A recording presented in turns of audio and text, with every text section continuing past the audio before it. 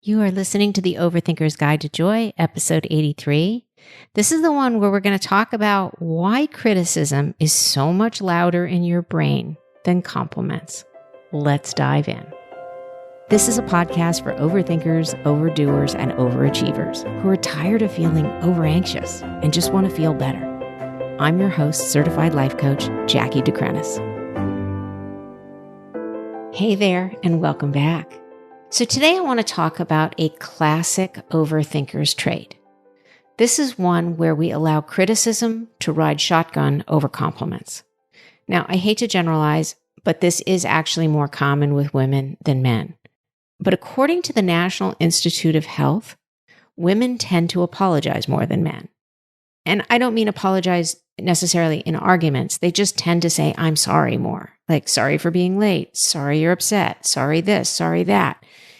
It's just a thing women tend to do. But in a separate study, women also tend to ruminate more than men. That is kind of overthinking and playing things over and over in your head, wondering what they did wrong, what they said, what they should have done differently. So it actually makes sense. If women have a greater tendency to apologize more and ruminate more, it makes sense that they're more sensitive to criticism versus compliments as well. So let's take Taylor Swift, for example. She is one of the most successful recording artists in music history. She has released to date 9 albums. She's won 12 Grammy Awards. This does not include her countless VMAs, MTV, and other awards. Her most recent concert tour has generated $4.1 billion in revenue. The movie version of that tour had made $100 million in the opening box office weekend. She has dated some of the most attractive men in film, television, music, sports. She is reportedly worth over $1 billion. And in her recent biopic or documentary, Miss Americana, she is quoted as saying, "When you're living for the approval of strangers, and that is where you derive all your joy and fulfillment, one bad thing can cause everything to crumble." So these words were on the heels of that famous incident with Kanye West at the VMA Awards back in 2009, where he stole the mic from Taylor right as she was about to get her first VMA. And she explains that all she had wanted since she was a kid was to be viewed as good and to be praised, and how precarious a belief system like that can be. And she recalls that when the crowd at the VMA started booing, her mind didn't register that it was a negative reaction towards Kanye, but rather towards herself. Now, in the same documentary, Miss Americana, she opens up about having an eating disorder, and the film takes a closer look at the effects because of a thoughtless comment made on a picture of her, which was said to be unflattering. And she talks about thinking how normal it was to feel like she might pass out during performances. And she goes on to say, because if you're thin enough, you don't have enough ass that everybody wants. But if you have enough weight on you to have an ass, your stomach isn't flat enough, and it's all just frigging impossible. Now, I'm not a Swiftie, but I am in awe of her as a businesswoman, trailblazer, fearless, relentless singer-songwriter, performer, icon that she's become.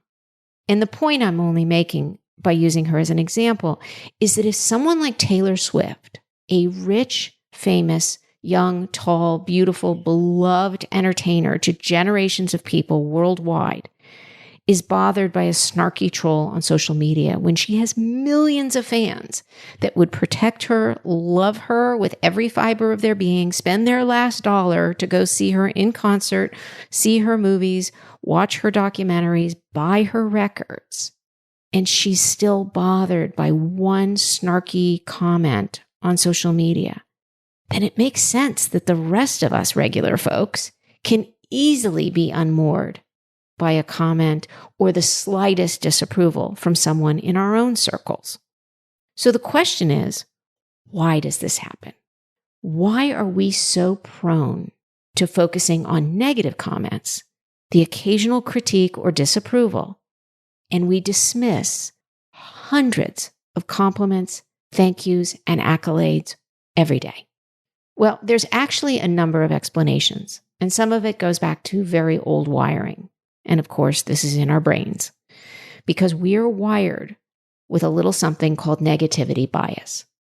Humans have a built-in negativity bias, which means that we tend to pay more attention to negative information and negative experiences than positive ones. This bias may have evolved as a survival mechanism, as it was probably more critical for our ancestors to pay attention to potential threats and dangers in their environment. The negativity bias is like our brain's way of saying, well, I'd rather be safe than sorry. So it makes us pay attention or more attention to negative stuff. So while we might get 10 compliments, which we quickly forget, it's that one criticism that can haunt us for weeks or longer, depending on the source. Now, we all have a natural survival instinct. And when you combine that with something like social media, it can be a firestorm in your brain.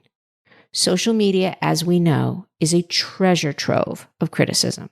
It's the place where everyone feels entitled to be critical because it's safe, and a lot of times it's anonymous. So when I say it's safe, I don't mean it's safe to be critical.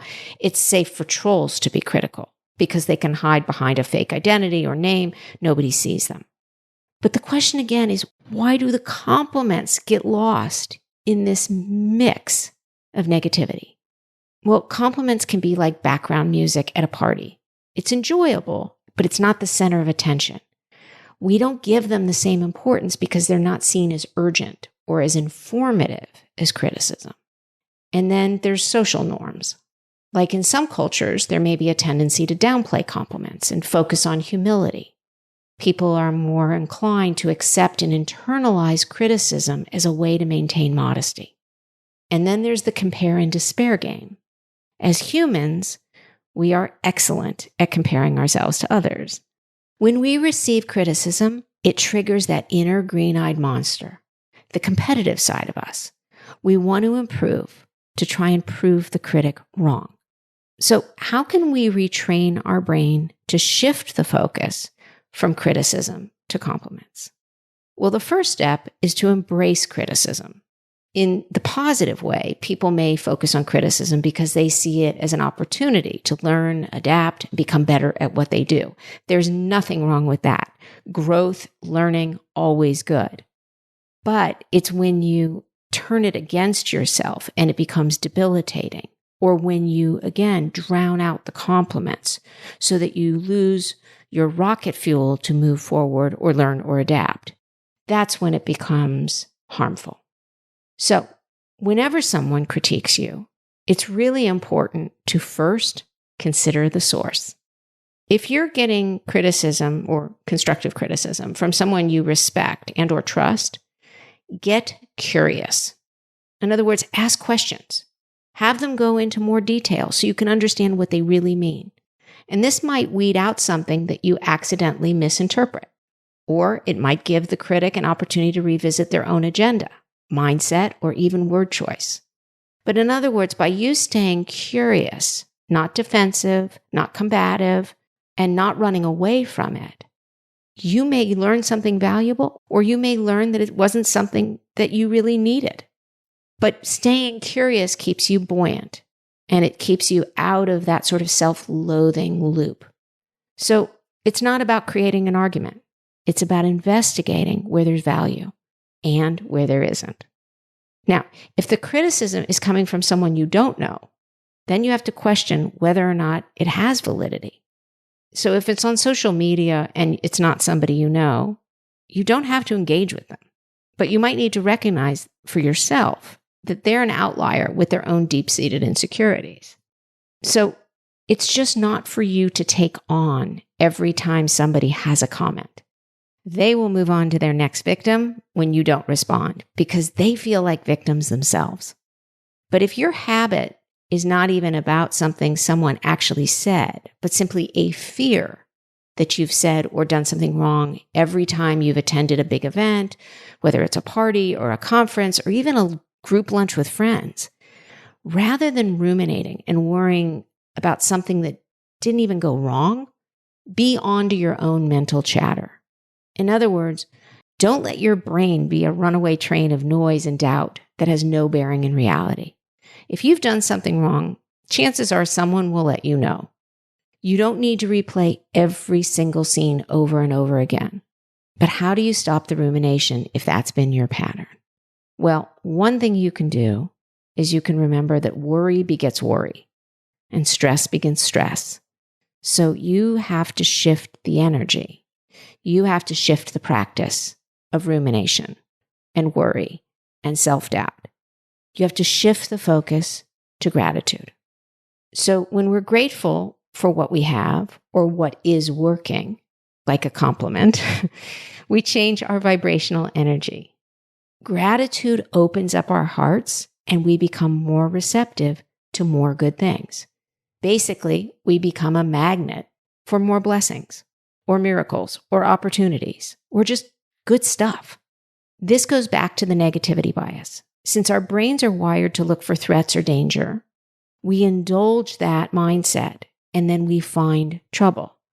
We find more reasons to be negative. But when we focus on gratitude, particularly the small stuff, little stuff like running water, a comfortable bed, a great cup of coffee, a chat with a friend, sunshine on our face, well, then we start to find more things to be grateful for and more things start showing up. It's just reorienting the magnet. So look, I understand if you've been wired your entire life to focus on what's not working versus what is, or if you've always been that person scanning the room for the face that isn't smiling, isn't laughing, or doesn't seem content in your presence, you just have to rewire this habit. It's a practice. So start noticing the good stuff, the small stuff. And if you remember, write it down. Put it in your phone. Take stock on all the good things that happen today. You can do them one at a time as they happen or at the end of the day, or even just in the last hour. Maybe you got a great parking space when you were running late for an appointment. Maybe someone offered to buy you a drink. Maybe a stranger paid you a compliment. Maybe you got an unexpected refund in the mail. Look for the little things, and then the big things will follow. And when someone says something unkind or snarky, and they aren't that important in your life, or you don't even know them, take a page from Taylor Swift's lyrics and shake it off. All right, friends, I thank you for listening. I look forward to talking to you soon. Have a great week and be awesome. Thank you for listening to this episode of the Overthinker's Guide to Joy. If you're enjoying these episodes, please subscribe or follow this podcast so you can always be in the know when the next episode drops. If you would like to learn more about working with me as a coach, you can connect with me through my website at jackiedecrenis.com. That's JACKIEDECRINIS.com.